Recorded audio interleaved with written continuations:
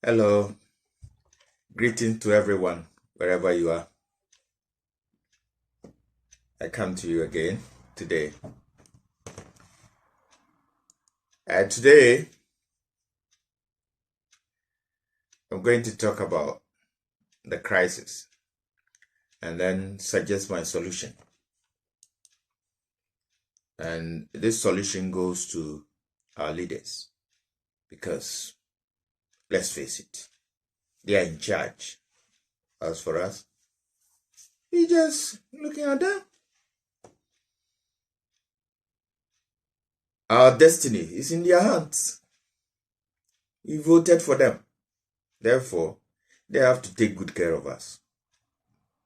But then, we also have a contribution in the way that I'm going to suggest. When you turn on the television, you hear about this economic crisis everywhere in the world. It's not only peculiar to the UK or to Ghana, where I was born, or to Nigeria, my good friends, or to Kenya, or to Australia. No, it's everywhere in the world because we are interdependent. We depend on each other. But the operative word in this crisis is the word world. That's the operative word. And let me explain.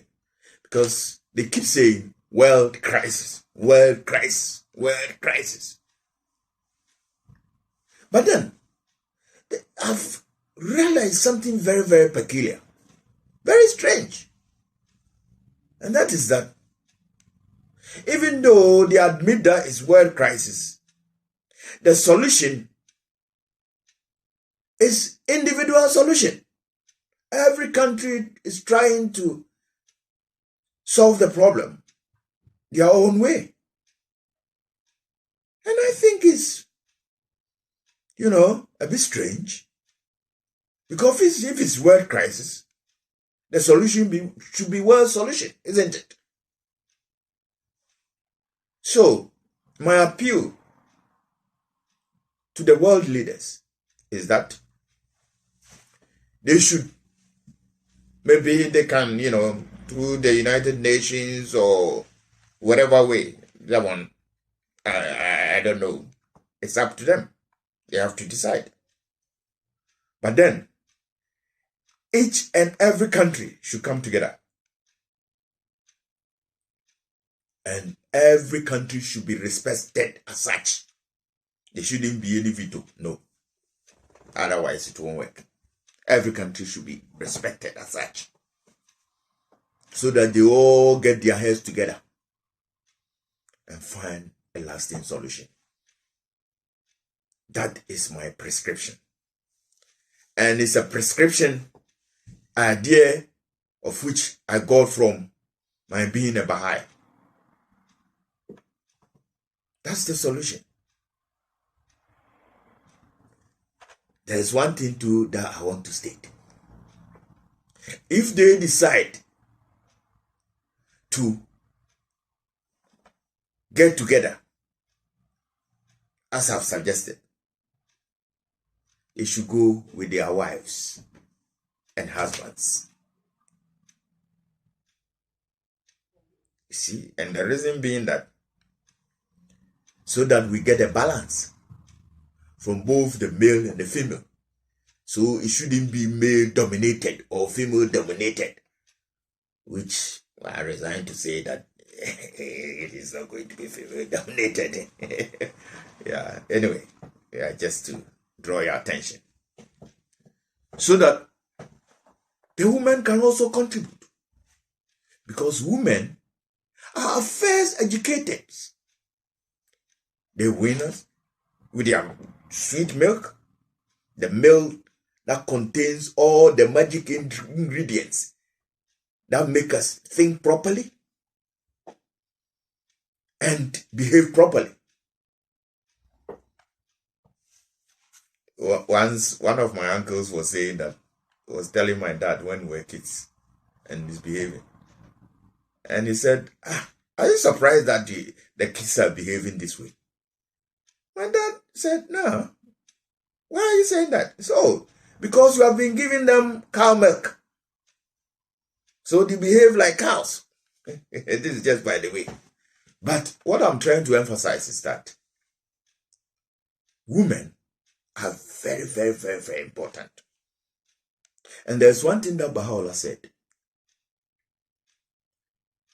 And Baha'u'llah is the prophet founder of the Baha'i faith. He said that men and women are like two wings of a bird. And let's say the eagle. So, if this bird, eagle, can fly well to the zenith, all the wings must balance. If one wing is weak, the bird cannot fly. And that is exactly what is going on in this world. The woman has been relegated. Even though we admit that the milk that makes us so sharp is from them. You forget. That is from them. We have relegated them. Look at what is happening in Iran. Behaving as if women don't have compus mentis. Oh. Sometimes I feel like crying when I see these things. How can we behave like that to the people who brought us up, who perform magic when we were kids? Mom will perform magic and we will all be happy. Even now. You agree with me? So why should we leave them like that?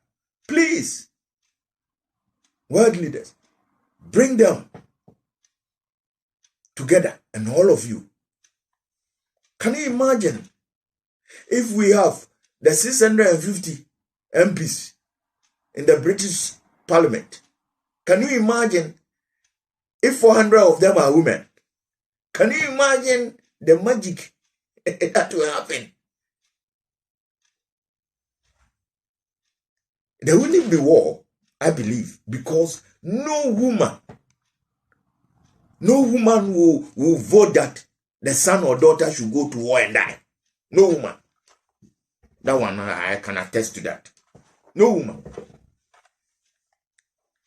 Maybe a few of them will do, but majority of women won't do.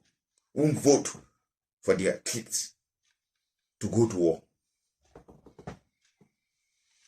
So please, give women the chance. Emancipation of women. Even though, we see them in very high position, but that is not enough. Give them the chance to display their wisdom. In Ghana, where I was born, in the olden, not even the olden, even now, we have another government, a system of government called the chieftaincy. We call it a himfie. And sometimes if you cannot afford the conventional, courts and things like that, you go there to solve your problems. And then when there is a case, before they retire to the chambers to discuss and come out with a verdict, they will say that they are going to see the old lady. And that is wisdom. They don't say the old man, they say the old lady. Abriwetia. They'll go and see the old lady and they'll come out with a very, very, very, very honest and perfect verdict. I can attest to that. So please, give women a chance. And world leaders, the problem that is happening in Iran is an eyesore. This is not human being. Why are we so barbaric? We call ourselves civilized? Killing each other? I don't see even animals killing each other like that. If an animal kills another animal, it's for food. They don't just kill for killing sake. It's for food. Animal kills another animal. It's for food. So why should we? And we call ourselves civilized. That is not civilization. That is barbarism. So please, world leaders, address that as well. It's very, very important so that we protect our women. If we protect our women, they will look after us and we'll all be happy. And also an appeal to the very, very, very, very rich people, the billionaires. Please go and invest in places like Africa. There's a lot of labor. Very young, energetic people there. Labor. You go there, you won't lose your money. People will say that, oh, you lose money. No, you are not going to lose your money. There are a lot of, so that we stop all these rickety boats crossing the channel and people dying, drowning. Oh, that is very, very sad. They will get job to do. You invest in areas where poverty is abound. Everywhere. I mean, the whole world. I'm saying Africa because I'm from Africa. So sometimes, I'm being biased, which is natural because that's where I come from. So the example I can give, but I urge you to go to Africa and invest. Because there's a lot of women. Young labor. I think Africa has the youngest labor population, highest young labor population in the world, if I'm not mistaken. The statisticians tell me I'm not a statistician. Tell me. So please, world leaders, you can solve the crisis by coming together to find a solution, a collective solution to solve world crisis. If you try and do it individually, it won't work. Because if we don't collectively do it, we are bound to fail. So please, come collectively and do it. Peaceful. I come in peace. Before I go, I'll urge everyone who loves my content to subscribe. You comment and then you share so that I can do more videos. Please, I urge you to subscribe. I remember there was a time Tony Blair was saying, education. I'll be saying, subscribe. I thank you very much. Bye.